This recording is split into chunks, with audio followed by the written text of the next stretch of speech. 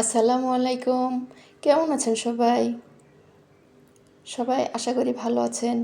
আপনাদের দোয়া এবং মহান আল্লাহ তাআলার অশেষ রহমতে আমিও ভালো আছি। যে যেখান থেকে আমার এই অনুষ্ঠানটি দেখছেন বা শুনছেন সবাইকে জানাই শুভেচ্ছা। আমরা যারা মায়েরা আছি, যারা বাচ্চা নিয়ে সারাদিন দৌড়াদৌড়ি করতে হয়, ব্যস্ত সময় পার করছি, তারা সংসারে খুব বেশি একটা সময় দিতে পারি না। আমাদের সব কিছুই করতে হয় ঝটপট। তা না হলে দেখা যায় আমরা সময়ের সাথে পারতে পারি না। তাই আজকে ব্লগটি শুরু করলাম সকাল থেকেই, কিন্তু সাইরে উঠতে পারছিলাম না। তবু কিছুটা রান্না বাদ রেখে মেয়েকে নিয়ে আবার দৌড়াতে হলো স্কুলে গেলাম। স্কুল থেকে নিয়ে আসতে হবে বিকেলে 4টায়। সেখান থেকে আবার প্রাইভেটে নিয়ে যেতে হবে, সেখান থেকে প্রাইভেট পড়ে আবার নিয়ে আসতে হবে। নানান ব্যস্ততার মাঝে যেন আমরা নিজের দিকে তাকানোর সময় পাই না। সংসারের কাজের দিকে সময় দিতে দিতে, বাচ্চাকে সময় দিতে দিতে নিজের জন্য সময় বের করাই কঠিন।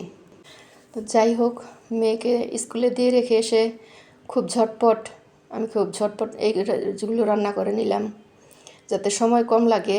এবং আমার সময় স্বল্পতার কারণে আমি এই ঝটপট রান্নাগুলি করলাম।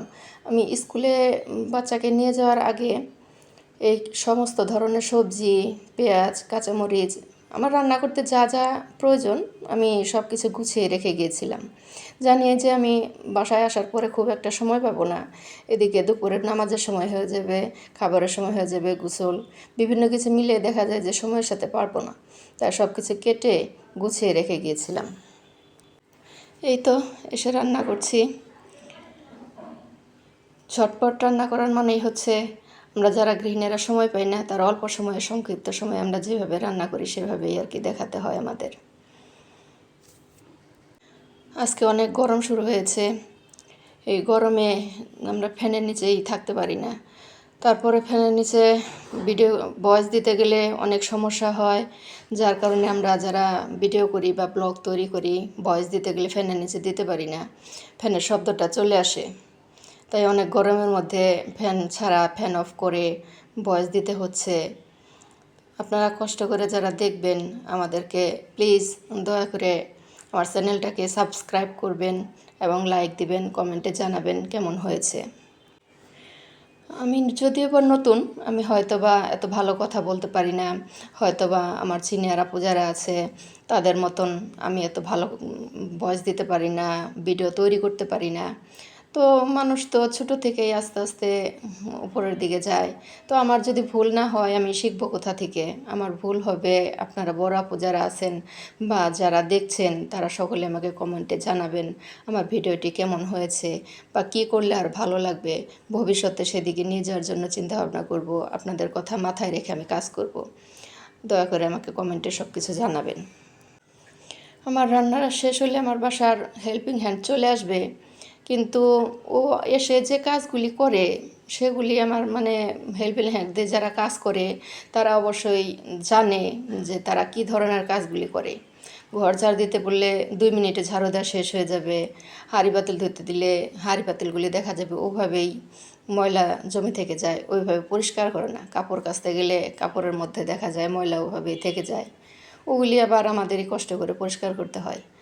তবুও তারপরেও যেন পেরে উঠি না সংসারের সব কাজকর্ম নিয়ে, বাচ্চা নিয়ে, যার কারণে দৌড়াদৌড়ি করতে হয় অনেক বেশি। তবুও সময় বের করি অল্প কিছুটা সময় ব্লগ তৈরি করার জন্য। অনেক সময় তো তাড়াহুড়োর মধ্যে ভুল হয়েই যায়, মানুষ মাত্রই আমরা ভুল করি, আমাদের ভুল হবেই। ভুল থেকে শেখা, ভুল না হলে শিখবো কোথা থেকে? মেয়ের বাবা কেউ এখন বাসায় নেই, আমি একাই আছি বাসাতে। তাই খুব বেশি কিছু রান্না করিনি। যদি কোনো কিছু প্রয়োজন হয় রান্না করার, তাহলে আবার বিকেলের সময় আছে, বিকেলে রান্না করে নিতে পারবো। এখন যেহেতু হাতে একেবারে সময় ছিল না, খুব কম সময়ের মধ্যে ঝটপট যে রান্নাটা পেরেছি আমি সেই রান্নাটাই কমপ্লিট করেছি। তীব্র গরমে বাহিরে যেতে ইচ্ছে করে না, কারণ বাহিরে প্রচুর গরম। কিন্তু যেতে ইচ্ছে না করলেও কি হবে, আমরা যারা মায়েরা আছি তাদের তো প্রতিদিন চাকরি আছেই। যে চাকরিতে আমাদের কোনো বেতন নেই, সে চাকরি আমাদের করতে হয় সন্তানের মুখের দিকে তাকিয়ে, সন্তানের ভবিষ্যতের দিকে তাকিয়ে।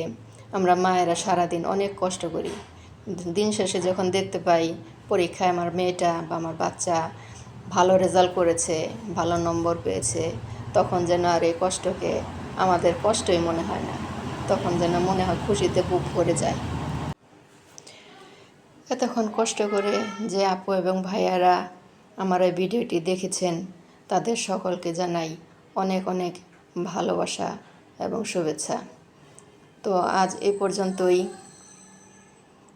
সবাই ভালো থাকবেন, সুস্থ থাকবেন, আমার জন্য বেশি বেশি দোয়া করবেন, আমি যেন সুস্থ থাকতে পারি এবং আপনাদের মাঝে অনেক সুন্দর সুন্দর ভিডিও তুলে ধরতে পারি। আজকের ভিডিও এই পর্যন্তই। আল্লাহ হাফেজ।